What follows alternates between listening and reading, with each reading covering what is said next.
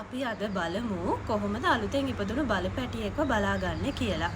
සාමාන්‍යයෙන් බලු පැටියා ඉපදෙනකොටම එයාගේ මූණ ඇඟ හැමතැනම පටලයකින් වගේ ඇතිලා තියෙන්නේ. එතකොට පැටියාගේ අම්මා සාමාන්‍යයෙන් ඒක ලෙව කාලා පිරිසිදු කරනවා. එතකොට ඔයාලට මුකුත් කරන්න දෙයක් නැහැ. හැබැයි අම්මා පැටියව ඉග්නෝ කරනවා නම් එහෙම පිරිසිදු කරන්නේ නැත්නම් ඔයාලා මුලින්ම කරන්න ඕනේ දෙයක් තමයි ඒ පටලය කඩලා පැටියට හුස්ම ගන්න අවස්ථාව ලබලා දෙන්න ඕනේ.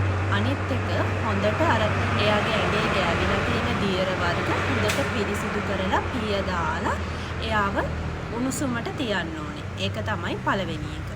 එතකොට දෙවෙනි කාරණාව තමයි එයාගේ පෙකණිවැල.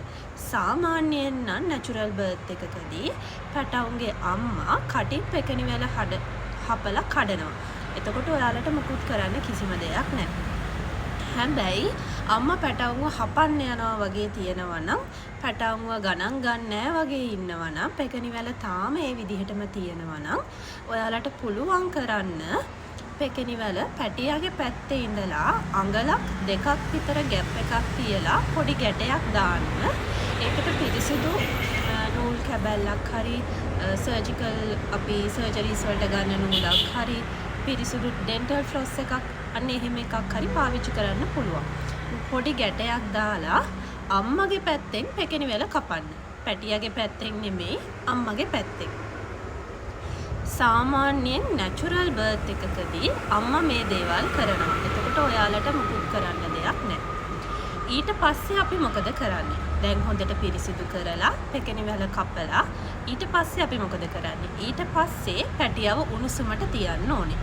අම්මා ළඟ තියාගෙන ළඟින් ඉන්නවා නම් ආය අම්මගෙන් පැටවු වෙන් කරන්න යන්න එපා. අම්මා පැටවුන් ගණන් ගන්න නැතුව ඉන්නවා නම් එයාලව හොඳට බොක්ස් එකක හරි නැත්නම් බේසින් එකක් වගේ ඇතුලේ තියලා එයාලව හොඳට උණුසුමට තියන්න.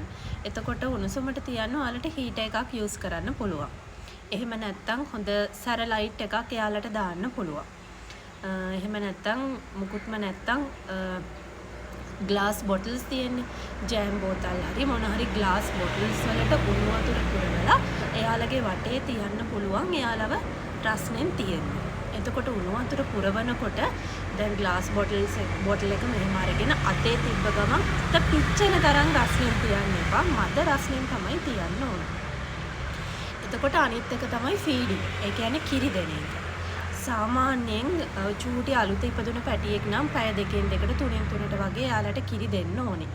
එතකොට දැන් පළවෙනි පාරට පැටවු දැම්ම වගේ අම්මා කෙනෙක් නම් එයා කිරි දෙන්න එච්චර කැමති නෑ වගේ නම් ඔයාලට කිරි දෙන වෙලාවට පැටියව අම්මා ළඟ තියලා කිරි දීලා ඊට පස්සේ ආව අයින් කරන්න පුළුවන්.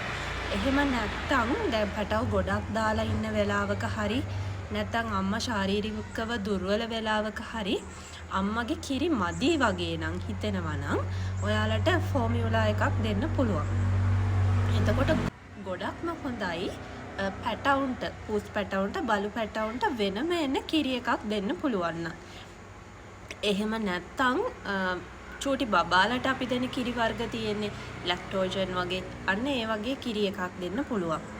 ගොඩාක්ම පොඩි පැටවුන්ට ඉපදුණු ගමම්ම වගේ පැටවුන්ට එල කිරි වගේ දෙන එක එච්චරම හොඳ නැහැ. මොකද සමහර වෙලාවල් වලට ඒක යාළගේ ඇඟට අල්ලන්න නැති වෙන්න පුළුවන්. ඒ කියන්නේ ලූස් මෝෂන් යනවා ඒ වගේ එන්න පුළුවන්. ඒ නිසා ඉපදුණු ගමන් පැටියෙක්ට එල කිරි දෙන එක නම් එච්චරම රෙකමන්ඩ් කරන්න අමාරුයි.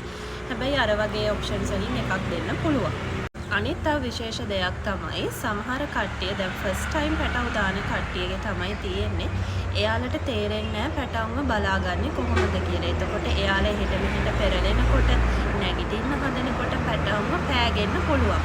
අම්මා පෙරලෙනකොට පැටවු අම්මට යට වෙන්න පුළුවන්. ඒ වගේ වුණොත් චූටි පැටවු නැති වෙන්න උනත් පුළුවන්. ඒ හින්දා පළවෙනි දවස් කීපය ඔයාලා ළඟ ඉඳලා පොඩ්ඩක් ඇටෙන්ෂන් එකෙන් බලන්න පුළුවන් නම් හොඳයි.